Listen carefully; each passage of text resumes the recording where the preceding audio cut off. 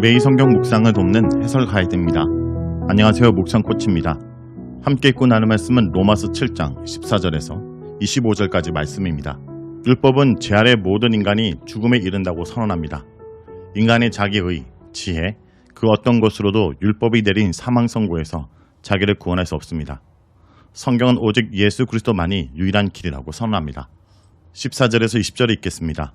우리가 율법은 신령한 줄 알거니와 나는 육신에 속하여 죄 아래 팔렸도다. 내가 행하는 것을 내가 알지 못하노니 곧 내가 원하는 것은 행하지도 아니하고 도리어 미워하는 것을 행함이라. 만일 내가 원하지 아니하는 그것을 행하면 내가 이로써 율법이 선한 것을 시인하노니 이제는 그것을 행하는 자가 내가 아니요 내 속에 거하는 죄니라. 내 속 곧 내 육신에 선한 것이 거하지 아니하는 줄을 아노니 원함은 내게 있으나 선을 행하는 것은 없노라. 내가 원하는 바 선을 행하지 아니하고 도리어 원하지 아니하는 바 악을 행하는도다. 만일 내가 원하지 아니하는 그것을 하면 이를 행하는 자는 내가 아니요 내 속에 거하는 죄니라. 14절에서 바울은 본격적으로 죄 아래 있는 나의 고뇌에 대해서 자세히 묘사합니다. 원하는 것은 행하지 아니하고 도리어 미워하는 것을 행한다. 혹은 원하는 바 선은 행하지 아니하고 도리어 원하지 아니하는 바 악을 행한다 등의 표현은 이 단락에서 1인칭 나가 성화의 길에서 영적 좌절을 경험하고 있는 그리스도인들을 말하는 것처럼 보이게 합니다. 이러한 이해에 의하면 성도는 이미 임했으나 아직 완성되지 않는 종말론적 구원 사이에서 내적으로 투쟁하지만 결국에는 이 땅에서 실패할 수밖에 없는 자신의 모습을 발견하고 괴로워하는 나인 것입니다. 그렇기 때문에 여기에서 나는 사실상 바울 자신의 고백이 됩니다. 그러나 이러한 이해는 로마서 5장에서 8장에 큰 단락의 전체 흐름 속에서 볼 때는 바울의 중요한 논점을 뒤집는 결과를 초래합니다. 우선 7장 안에서만 보더라도 바울은 4절과 6절에서 명확하게 성도들이 그리스도의 몸으로 말미암아 율법에 대하여 죽었다고 말합니다. 나아가 6장에서도 바울은 성도들이 이미 죄에서 해방되었고 더 이상 죄의 종들이 아니라고 못 박습니다. 무엇보다 그리스도께서 아담 안에서 죄와 사망의 다스림을 깨뜨리고 의와 생명의 다스림 속에 들어가심으로 구속자의 결정적 전환이 일어났고 그리스도 안에 있는 우리도 죄에 대해서 죽고 의와 생명에 대해서 살았다는 5장과 6장 전체 흐름에 반합니다. 바울은 5장에서 8장 전체에서 이제 그리스도로 인하여 이 세대 가운데서 다음 세대의 구원의 삶을 살아가는 것이 가능하게 되었다는 점을 확신 있게 전하고 있습니다. 즉 이 세대의 특징들인 죄와 사망에 대해서 이미 죽었을 뿐 아니라 율법에 대해서도 죽었다는 큰 흐름은 7장에서도 여전합니다. 14절에서 바울은 율법이 선하다는 12절의 진술을 되풀이합니다. 문제는 내가 육신적으로라는 즉 이 세대를 포괄적으로 묘사해주는 단어인 육체, 육신 안에 있다는 점입니다. 육신이라는 말을 통해 바울은 이 세대의 모든 사람들이 하나님을 거부하는 속성에 의해 지배당하고 있음을 지속적으로 말합니다. 그 육체 안에 있는 모든 인간은 죄의 지배를 받고 율법을 부여받은 나마저 그 죄의 지배에서 벗어나지 못했다는 점을 바울은 말하고 있습니다. 15절에서 20절은 선한 율법을 가지고 있으면서 그것을 행하기를 원하지만 실제로는 원하지 아니하는 것을 행하고 있는 나의 상태를 사실적으로 묘사하고 있습니다. 이 과정에서 율법은 여전히 선한 것으로 묘사되고 악을 행하게 하는 장본인은 내 속에 있는 죄이며 그 죄의 다스림을 조작하는 근본적인 환경은 육체입니다. 20절은 나라는 존재가 원하지 않는 것을 행하는 것이 죄의 노예되어 있기 때문임을 명시합니다. 이러한 나는 누구일까요? 7절에서 25절 전체 내용이 5절을 극대에 놓은 것이라는 점이 중요합니다. 육신으로 대표되는 이 세대 속에서 하나님으로부터 율법을 부여받았지만 결국 죄의 다스림을 면하지 못하였고 사망의 열매를 맺은 나는 누구일까요? 이 사람은 율법이 선하다는 것도 알고 하나님의 법을 즐거워하기도 하고 율법을 지키기 원하여 노력하고 나아가 그의 마음으로 하나님의 법을 섬기는 사람입니다. 이는 나가 하나님을 모르는 사람이 아님을 보여줍니다. 이러한 특징 때문에 나를 쉽게 거듭난 그리스도인으로 단정짓습니다. 그러나 바울은 이미 6장에서 그리스도인들은 죄에서 해방되었고 죄의 종이 아니며 이제는 하나님과 의의 종이 되었다고 선포했습니다. 다음 단락인 8장에서도 그리스도인들에게는 더 이상 정죄함이 없으며 죄와 사망에 보여서 해방되었고 결정적으로 성령을 따라 이제 율법의 요구를 성취할 수 있게 되었다고 말합니다. 즉 바울이 그리스도인들의 상태를 묘사하는 다른 표현들과 7장 14절에서 25절의 내용들이 정면으로 배치됨을 알 수 있습니다. 나는 하나님을 모르는 사람은 아니지만 그리스도인들은 더욱더 아니라는 것입니다. 그렇다면 여기서 나는 구속사 속에서 하나님의 선택을 받은 율법을 부여받은 유대인으로 보는 것이 가장 무난합니다. 21절에서 25절 읽겠습니다. 그러므로 내가 한 법을 깨달았노니 곧 선을 행하기 원하는 나에게 악이 함께 있는 것이로다. 내 속사람으로는 하나님의 법을 즐거워하되 내 지체 속에서 한 다른 법이 내 마음의 법과 싸워 내 지체 속에 있는 죄의 법으로 나를 사로잡는 것을 보는도다. 21절에서 25절에 바울은 3번이나 반복해서 결론을 내립니다. 내 속에 선과 악, 율법과 죄 등 두 원리가 같이 있기 때문에 계속 갈등이 일어나며 순종의 행동으로 연결되지 않습니다. 행동으로 연결되지 않는 이유 때문에 나는 계속적으로 절망을 경험합니다. 죄의 노예 상태에 있는 인류의 고민을 14절에서 먼저 언급하고 25절 하반절에서 두 번째로 언급하고 있습니다. 나의 가장 깊은 곳에 있는 자아는 하나님의 법을 즐거워하지만 내 안에 있는 다른 법은 내 마음의 법과 전쟁을 일으켜 죄의 법으로 나를 전쟁포로 같이 사로잡아 꼼짝 못하게 하는 것을 보는 것입니다. 바울은 마치 경계를 간전하는 사람처럼 이스라엘의 경험을 관찰하고 있습니다. 24절에서 25절은 죄가 바깥에서 노예를 삼고 있을 뿐 아니라 나의 내면까지 침투해 괴롭히며 장악하고 있어 아무것도 하지 못하는 상태로 빠져버린 비참한 상태를 묘사하고 있습니다. 그 상태가 그리스도 밖에서 율법을 가지고 투쟁하고 있는 아담으로 대표되는 이스라엘의 모습이며 사실 이방의 상태도 크게 다를 바가 없습니다. 죄의 능력이 인간의 내면으로 들어와 장악했고 그 죄성이 바깥으로 드러날 때 공동체가 파괴되는 현상이 일어나게 되어 인류는 파괴되어가는 공동체 속에서 같이 신음하며 고통받고 있는 것입니다. 그래서 나는 공고한 사람이라고 한탄하며 절규합니다. 하나님의 영이 우리 내면에 없는 상태에서 육신에 속해 고통받는 모습을 보여주는 것입니다. 7장의 나는 아담에 속해 있는 이스라엘의 모습이며 이 모습은 5장 12절에서 21절에 아담과 그리스도 두 타입의 인간형 가운데 아담의 형태라고 보아야 합니다. 결론적으로 나는 바울 자신을 가리키는 것이 아니며 또한 그리스도를 믿는 다음의 바울도 아닙니다. 여기서 나는 첫째 아담으로 대표되는 이스라엘이며 더 나아가 인류 전체에 적용될 수 있는 부분도 있습니다. 바울은 나를 통해 그리스도 안에 있는 사람의 관점에서 그리스도 밖에 있는 사람들이 경험하는 것을 묘사하는 것입니다. 믿음을 가진 이의 관점에서 나를 객관해서 의롭다함을 받기 전의 상태를 분석하고 있습니다. 믿음으로 의롭다함을 받은 유대인의 입장에서 아직 율법과 실험하고 있는 유대인의 모습을 수사적 나를 통해 분석하고 있는 것입니다. 죄에 팔려 있는 상태에서 사망의 열매를 향해 가고 있는 나는 누가 구할 수 있을까요? 바울의 답은 오직 예수 그리스도 밖에 해결책이 없다는 것입니다. 죄가 아담의 불순종을 인하여 인류에게 침투해 들어왔으며 그 죄가 율법을 받은 후에도 율법까지도 장악해 계속 왕노릇하고 있는 것입니다. 아담 안에 있는 상태는 죄에게 노예로 팔린 상태이고 육신에 속한 것이며 둘째 아담, 즉 그리스도 안에 있는 상태는 성령 안에 있는 상태입니다. 오직 주 예수 그리스도를 통해 성령 안으로 들어가지 않으면 소망이 없는 것입니다. 이제 8장으로 넘어가 성령 안에서 어떻게 죄의 문제를 해결할지를 풀어놓기 전에 마지막으로 바울은 7장 7절에서 25절을 유역하고 넘어갑니다. 내 자신이 마음으로는 하나님의 법을, 육신으로는 죄의 법을 섬기노라 라고 말합니다. 자, 여기까지가 로마서 7장 14절에서 25절까지 말씀입니다. 오늘 말씀을 통해 우리는 무엇을 묵상하고 적용해야 할까요? 우리의 구원은 인간의 능력이 아닌 그리스도를 통해서만 가능합니다. 로마서 전체에서 가장 난해한 부분이 7장이라 말할 수 있습니다.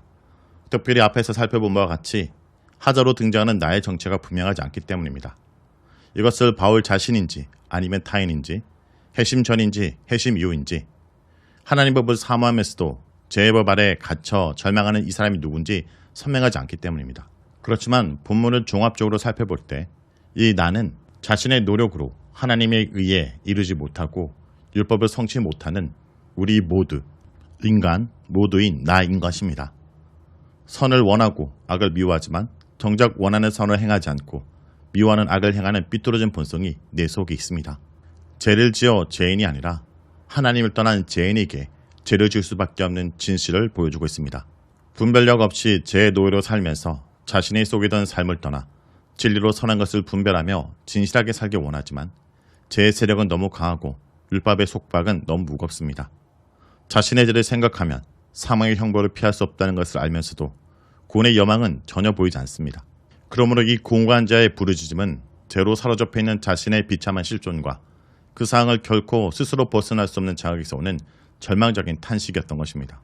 그러므로 구원을 위해 우리가 기댈 것은 오직 그리스도 안에 있는 하나님의 자비뿐입니다. 성도 여러분, 오늘도 우리는 나름대로 의롭게 살기 노력하지만 여전히 죄를 짓고 있는 자신을 발견할 것입니다. 그런 우리가 절망하고 낭망하게 되지만 그 자리에서 머물 수 없는 것은 날 위해 오신 예수 그리스도가 구원의 손길을 베풀으셨기 때문입니다. 그러므로 나의 절망은 곧 그리스도에 대한 소망으로 이어지는입니다. 오늘 하루도 나의 능력에 기대어 살지 않고 주님의 그 자비와 성령의 인도로 이끌려 살아가도록 강구하는 성도 여러분이 되길 간절히 기도드립니다.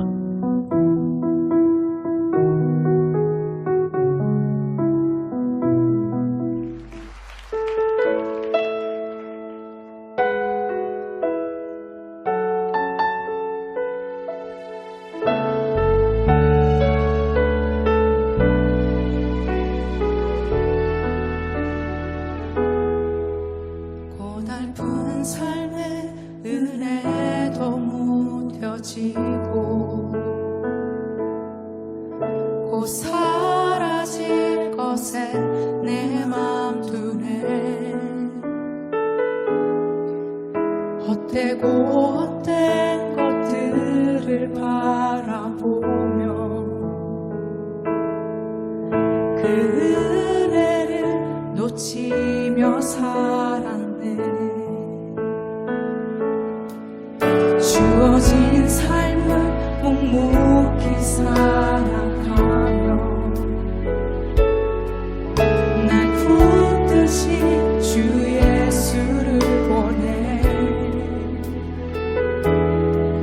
사망 가운데 놓여진 나의 삶을 날 건지신 그 이름 예수. 나의 한숨을 바꾸셨네. 주를 향한 노래로, 소망의 노래로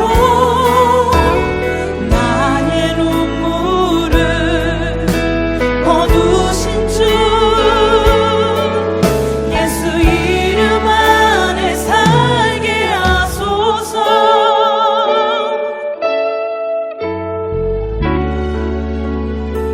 주어진 삶을 묵묵히 살아가며 날 붙듯이 주 예수를 보내. 사망 가운데 놓여진 나의 삶을 날 건지신 그 이름 예수. 나의 한숨을 바꾸셨네. 나의 한숨을 바꾸셨네. 주를 향한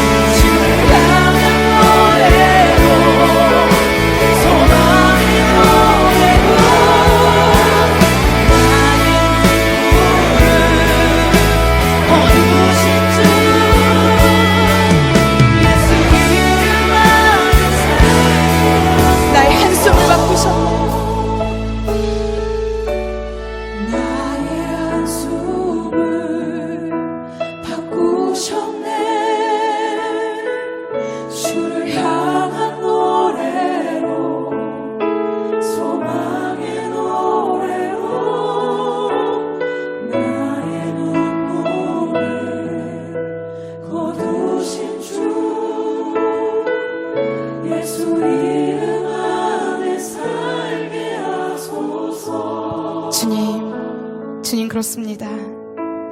한숨밖에 쉴 수 없는 상황이 내게 몰려올 때도 지금 걷고 있는 이 길이 소망의 길임을 믿음으로 고백하게 하여 주시옵소서. 매일의 삶이 고단할지라도 여전히 그 속에서 우리와 함께 하시는 그 주님, 나의 평생 가운데 내가 그 주님만을 붙잡고 따라가기를 소망합니다.